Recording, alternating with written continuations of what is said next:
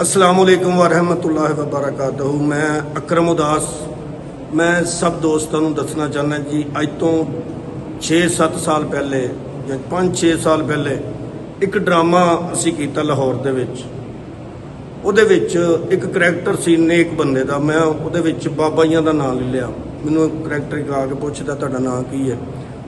वो किसी हजरत ने देखा, वो उन्होंने अपलोड कर दिता। वो जिन्ना वायरल होया, जिन्ने दोस्तों ने देखा, जिन्ने मुसलमानों ने देखा, आशिके रसूलों के अगर दिल दुखे उस गल तो मेरे लिए दिल दे विच कोई ऐसी गल ना रखना।